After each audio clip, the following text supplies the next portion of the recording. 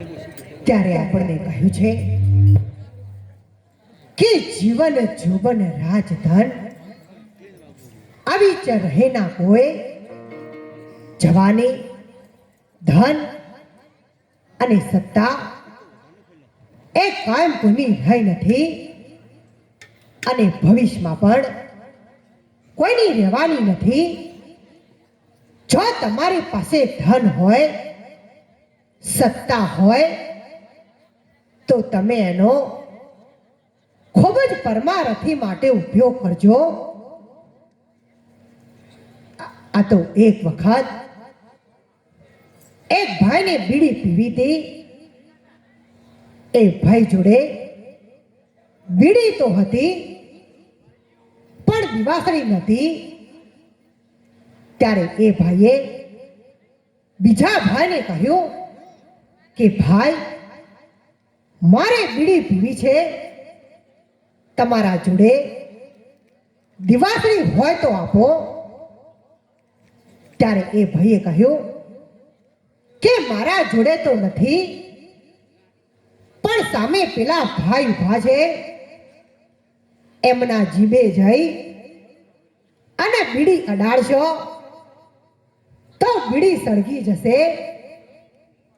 ત્યારે પેલા ભાઈએ કહ્યું કે એ ભાઈને જીભે અડાડવાથી તો બીડી ના સળગે.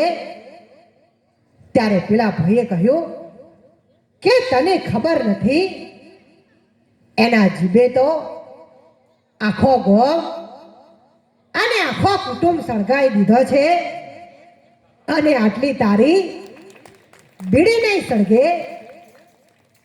જો ભગવાને આપણને જીભ આપી હોય તો આપણે એનો ખૂબ જ સારી રીતે ઉપયોગ કરજો.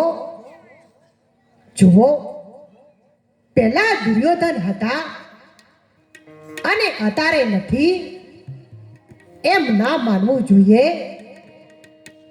આ તો જેમ તેમ જ્યો એમ દુર્યોધનનો વેલો પણ વધ્યો અને જે હસી એમ તો ખબર જ પડી જઈ હશે કે એક તો હું જેવો છું કે ધર્મમાં અને પુણ્યમાં આડા હાથ કરું છું.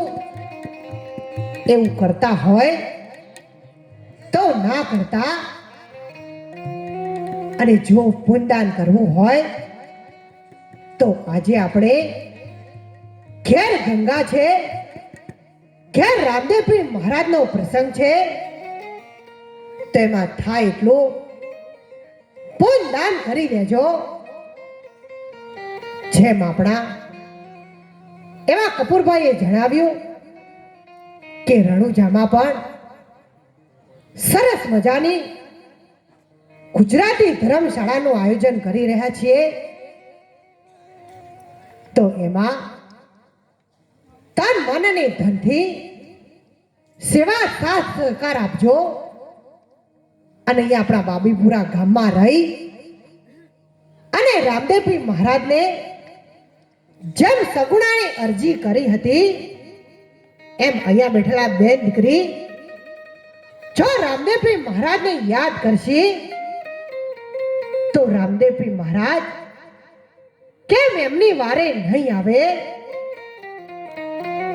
જ્યારે સગુણા તો એમના બેન હતા તો આપણી વારે પણ અત્યારે હળહળતું કળજુગમાં અલગ ધણી અવતાર તરીકે નકળે નેજા ધારી તરીકે આપણે ઓળખીએ છીએ. અને જ્યારે આજે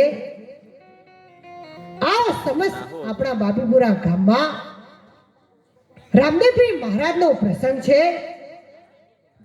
તો જ્યારે આપણા ગામમાં તો કદાચ વ્યસન નામથી નહીં હોય, પણ જો આપણે રામદેવપીર મહારાજના નામથી મળ્યા છીએ અને રામદેવપીર મહારાજનો નામનો પ્રસાદ લીધો હોય તો આ મંડપમાં નીચે રહી અને આપણે નક્કી કરીએ કે હે રામદેવપીર મહારાજ, જો તમારા નામનો પ્રસાદ લીધો હશે તો તો મારો છેલ્લો શ્વાસ રહેશે